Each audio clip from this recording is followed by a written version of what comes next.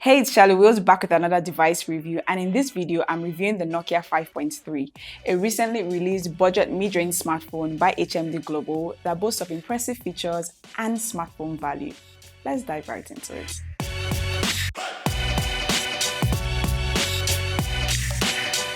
The Nokia 5.3 is a simple yet sleek-looking device. It's got the monochrome theme going on here in charcoal color and with a good grip to it. It has a nice scratch-resistant composite back, which is made up of plastic, but it still doesn't give the device the needed grip for you to opt out on using a phone case. Now, whichever your choice, the device pretty much remains lightweight at 185 grams. We've got a 6.55-inch LCD display on this 2.5D glass front with minimal bezels to accommodate the impressive screen real estate. This you enjoy even better when the screen is set in horizontal orientation.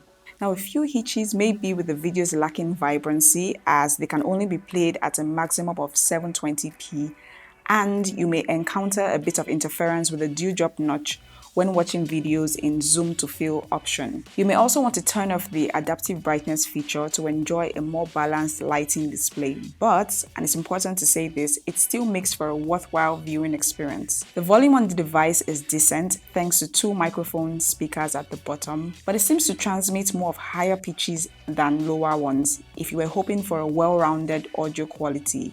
It, however, comes out better when listening via earphones in its 3.5mm jack. Right beneath the volume rocker is the power button that features a built-in notification light which pauses for messages or notifications. Now, this is probably an indicative way to differentiate between that button and an identical looking button on the other side of the device, which is the dedicated Google Assistant button. The screen touch is also quite sensitive to prompting the Google Assistant command when trying to navigate your way around the device, so that should serve as useful feedback to the team. So onto probably the most impressive spec about the Nokia 5.3, it is an Android One device, now which means it's similar to the Google Pixel phones.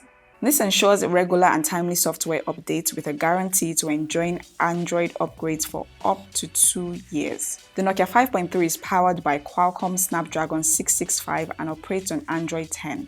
Apps run pretty smoothly on a 64GB worth of internal storage and decent 3GB RAM size. This practically translates to how efficient it could be when carrying out tasks on the device, including gaming.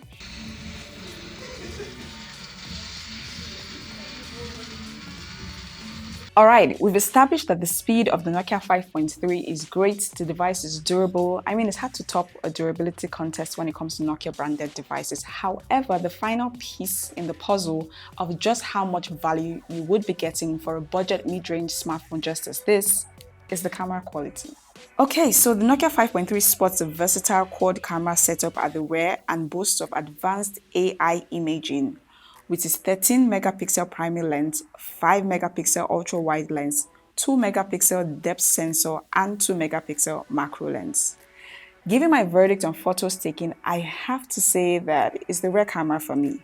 From the vibrancy in the photos, the colors, it may be lacking in detail, but does a great job overall in capturing images that are worthy of being posted to the timeline.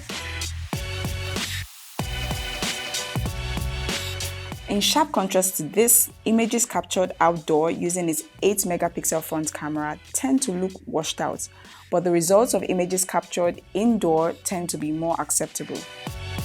Let's talk battery life. The device boasts of a 2-day battery life while it hosts a 4000 mAh battery. The charger, however, isn't fast charging, so it's important you know just how long it will take to charge the device to enjoy the 2-day battery life it boasts of. Judging by my time watching charging the device from 42% to 100% in an hour and 30 minutes, it should roughly take 3 hours to charge from total battery depletion to full charge. I, however, got to enjoy 2-day battery life of moderate usage on the device that consisted of playing Asphalt 9, taking photos, and watching some videos.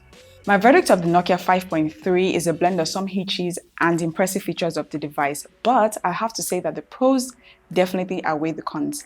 And this is because you get a decent looking device and smartphone value for $199, which is about 79,600 naira. So it's not just about the price, but quality.